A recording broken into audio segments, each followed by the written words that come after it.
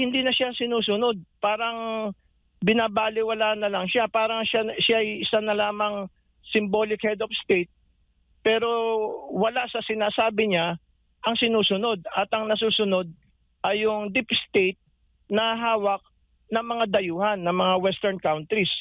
So parang ang dating po ngayon sa Pilipinas, sa buong mundo, isang banana republic na hawak ng isang deep state, na yung deep state naman na yan ay hawak naman ng western countries.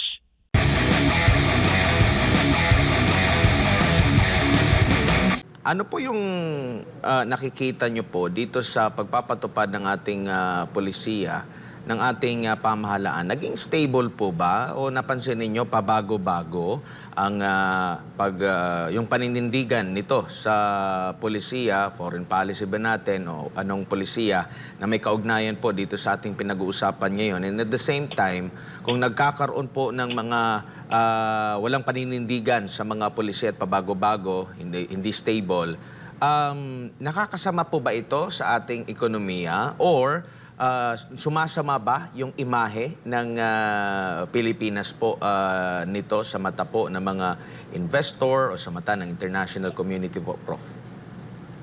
Kung pabago-bago ang iba yung sinasabi, iba yung ginagawa, natural lang matatakot, hindi lang yung foreign investors, kundi yung local investors natin. Kasi ilang beses paulit-ulit ang ating mahal na Pangulong Marcos Jr.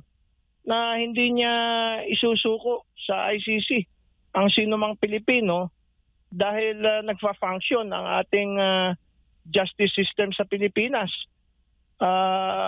So maraming nagtataka sa buong mundo, mga investors pa naman, would-be investors, bakit iba yung sinasabi, iba yung ginagawa.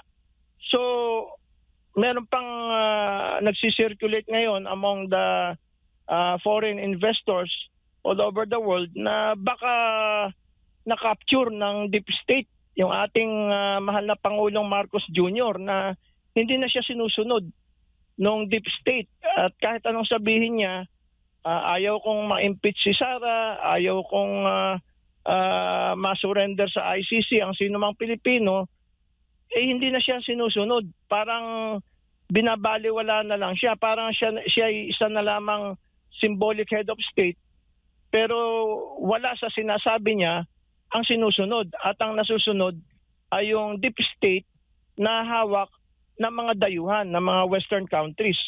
So parang ang dating po ngayon sa Pilipinas, sa buong mundo, isang banana republic na hawak ng isang deep state, na yung deep state naman na yan ay hawak naman ng western countries. So parang bumalik po tayo sa pagiging Commonwealth. Mas maganda pa nga yung Commonwealth kasi mas mataas pa yung degree of sovereignty and independence and self-determination natin nung panahon ni President Quezon kesa sa ngayon na parang kahit anong sabihin ng ating Pangulo, hindi sinusunod. Parang baliwala yung Pangulo, samantalang binoto yan ng napakaraming tao. Hindi sinusunod yung kanyang mga pronouncements, mga policy pronouncements. So natatakot ang mga investors, especially foreign investors, na para bang nagkaroon ng kudeta sa Pilipinas na yung deep state ang nag-take over at yung presidenteng inelect ng taong bayan naging baliwala na lamang. Parang symbolic head of state na lamang na walang power. Opo. Siguro, Prof, huli na lang mula sa akin, kayo ho ba ay naniniwalang puro na lang, ay wala kang narinig about sa economy, wala kang narinig ng mga bagong mga projects ang gobyerno ito, kundi puro lamang tungkol sa dating Pangulong Rodrigo Duterte o ng mga Duterte? Yun nga ang nakakalungkot. Kulang sa effective communication when it comes to development, no? Masyadong napupunta yung narrative sa mga Duterte, no, kay dating Pangulo at saka kay Vice President. kulang na kulang yung communication when it comes to development. Na nung panahon ni Marcos Sr., yan po yung yung number one, no? Na inaatupag nila Kit Tatad, nila Greg Sendanya, na panay development ang pinag-uusapan. 11 major industrial projects, Masagana 99, iba pa, no? Mga oleochemical complex, Pasar, Pilpos, panay development, National Steel Corporation, Maharlika Highway, napakamurang bigas, napakamurang toll fees, napakamurang kuryente. Nandyan po yung narrative ng panahon ng Marcos Sr. Pero ngayon, bukod sa mahalang lahat, mahalang kuryente, mahalang bigas, in fact, mapapamura ka sa sobrang mahal ng presyo ng mga bilihin ngayon, pati pamasahe. Bukod sa ganyan, wala tayong communications na naririnig tungkol sa positive developments dito sa Pilipinas, lalo na sa parte ng ekonomiya. So, paano makaka-attract ng foreign investors kung parati na lang politika yung na-project sa abroad, ano? Particularly sa foreign media, yung mga would-be foreign investors, siyempre, ang tendency niyan, atras. Kasi parang nagkaroon ng kudeta dito na yung presidente, baliwala na, hindi na sinusunod.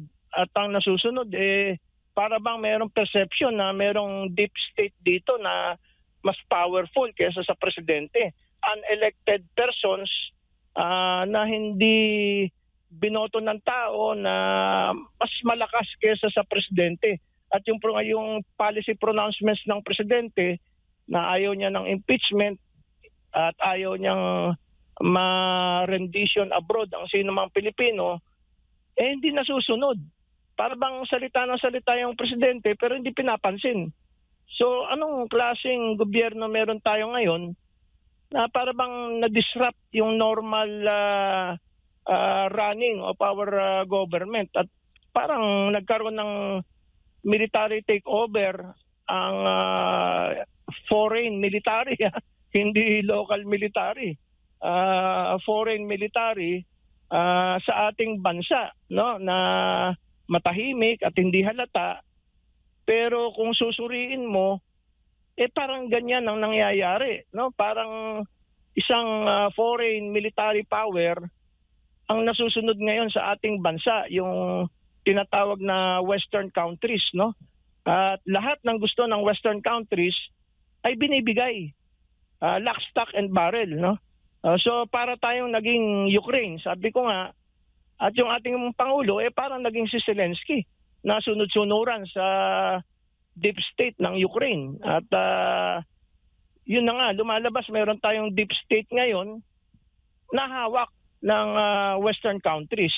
Yan ang nagiging perception ngayon na sana naman gumawa ng paraan ang Malacanang na sana naman masusunod yung gusto ng Pangulo at hindi yung salita siya ng salita pero hindi naman nasusunod yung mga salita niya at binabaliwala lang siya.